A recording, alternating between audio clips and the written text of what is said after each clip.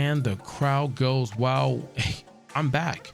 We're back. This is the Panthers Den. I'm the Dad Panther, content creator, master of none, and we are going to unbox, if that makes any sense, what we just saw. Kalikalikala.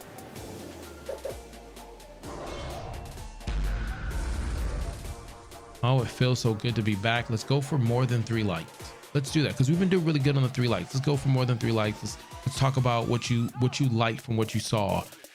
Man, Ukes, wow, just completely blown. That the fact that I expected I didn't expect this right here. Look at that coffin drop.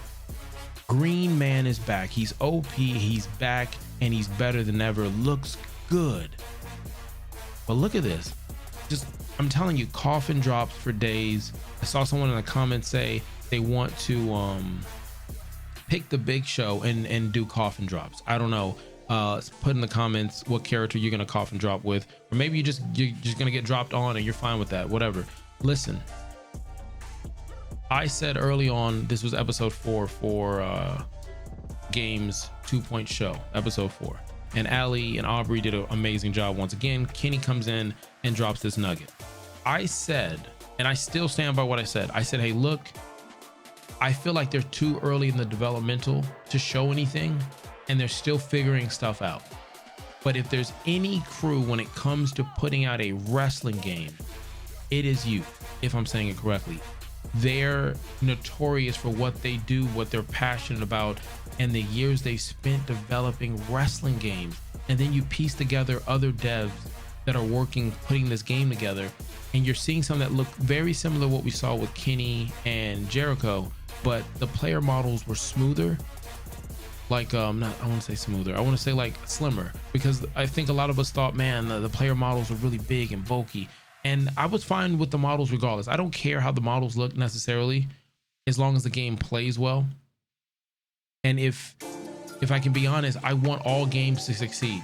It's a great time to be a gamer. Right now you got E3 going on, Nintendo Direct, Xbox dropped information, Sony's about to do something, EA, you know, regardless how you feel about devs, big or small, you know, this is the time right now. So it didn't dawn on me that they would put something out to be a part of that conversation, and sure as hell they did, because you couldn't hear it, but you could see the pop of the crowd. Like I don't know, I can't even say what, like CM Punk came down the ring at whatever promotion you want him to come down, that pop, sold out crowd. Imagine that sound happened in the chat.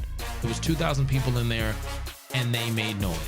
Okay, right now as I'm recording this, I'm looking over, it's ballooned up to like 12,000 views already.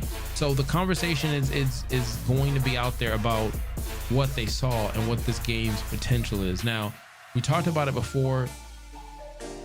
Ukes knows what they're doing, but the conversation of when they left 2K and how that worked out, more or less, they have an idea what they want to do for wrestling moving forward, right? And them working with Kenny and the devs and whoever's on that side. We don't know everyone. We just assume, hey, it's Kenny and it's Ukes. And I'm pretty sure some other people that we don't have the names that are part of this process at multiple levels, but it's just, you can't knock the, like, that was just beautiful to look at. It honestly was just beautiful to look at. And to be like, man, just you want this game to succeed, right? You want them to be transparent. We want to know, like, battle pass, season pass. We want to know DLC structure and pay, microtransactions. You know, is it going to be a live service game that comes out and they've got to put it together after a few years? Or is this a game that's all together we wait for? Because I'm fine with waiting for it if it plays the way it needs to. There's too many games coming out broken, right? And I'm not saying that with this game. It said at the bottom, this is early on. Okay, this is not a finished product. But I want the wrestling code to succeed. I want Retromania to succeed. I want 2K, as I look at my 2K20 that I never play for, you know what the reasons are. You know what the reasons are. You know, damn it. I've told you too many times. You can hear the reason in my voice. But honestly, I want them all to succeed. And the same thing goes with the wrestling programs. I watch them all casually. Whether you're casual or hardcore gamer or anything between, you gotta want them all to win. it's only good for us as gamers. It's only good for us as gamers that like wrestling games. It is only good for us who like watching wrestling. It just is what it is. But for them to take their knowledge of what they have and the idea of what they had and said, hey, look, we're going to get this thing running. We're going to show off something. It looked good. I hope it stays that good. I mean, as far as the player models go, again, looking at the crowd, they're lifeless. It's not bad. It's just that's not the focus point. It wasn't the focus point. Green Man looked amazing. He's OP. Okay. Looked amazing.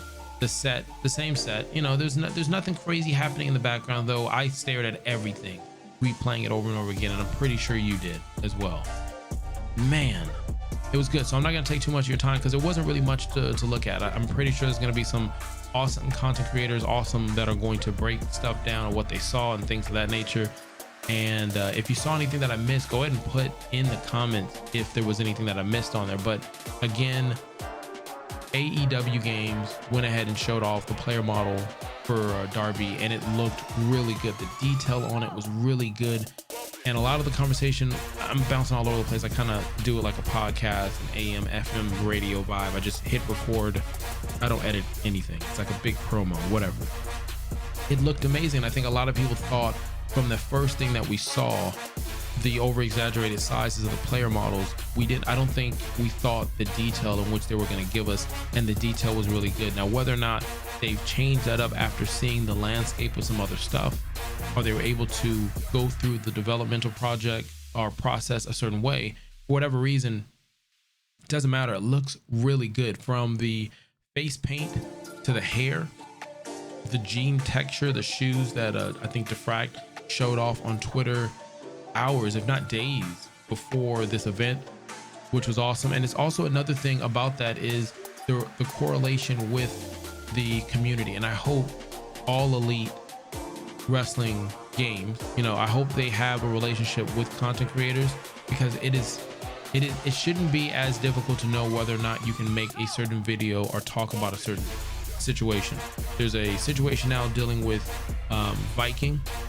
If you haven't subbed to him, sub to Viking. Awesome person in the community. I'm subbed to him.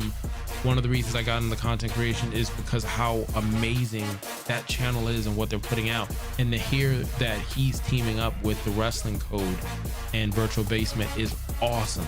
And to see, I think it's Dre, might be Dre 41, I could be wrong. What he's doing in the community with podcasts and things of that nature. If there's any awesome content creators that you get your wrestling, gaming, and podcasts and other things, go ahead and, you know, drop that information down so I can do some homework, so I can see the awesomeness in the community. But as someone who's new, who's casual to it, it's just 2K. If you're listening, right, have a relationship with your community and understand how important it is, regardless how big the community is or how small it is. Again, we just want a good game. We're willing to, like, take my money. You know the meme I'm talking about. Take my money, okay? If the game is playing the way it needs to. And it was really good to see this game kind of in action. And I can't wait for them to break that down. Now, I did get a chance to play the beta for the GM, and that was fun. That was a fun ride. Unfortunately, that beta is closed, but they did say they might open it up again. And I played it for hours on end. Pretty addictive. There were some glitches and stuff like that they were working through. I'm not going to beat them up for that. That's what the beta was for. I would say it's just missing, and again, not all the features are there. I think it's just missing that thing that makes a mobile game addictive, because it kind of has it, right? And towards the beginning of it, it's a learning curve, because it's not necessarily telling you how to play the game. You can figure it out, but I think they're going to smooth that up. I'm just going to call it the onboarding, I guess, as the most 15 to 30 minutes of a game for a new player is super crucial. So I think they'll clean that up. But what I mean also is, you know, when you play games like Candy Crush, Clash of Clans, Marvel Fight, any game that takes your money, right, or your time, there's some elements in it. I don't know if it's the sound effect, if it's the glimmer of something. There's something that is, someone's gone to school or done the algorithms, and they're like, if you put this in a mobile game, it's like a drug, and they're gonna need help. It's missing whatever that is. And it could be that it's there, just not in the beta.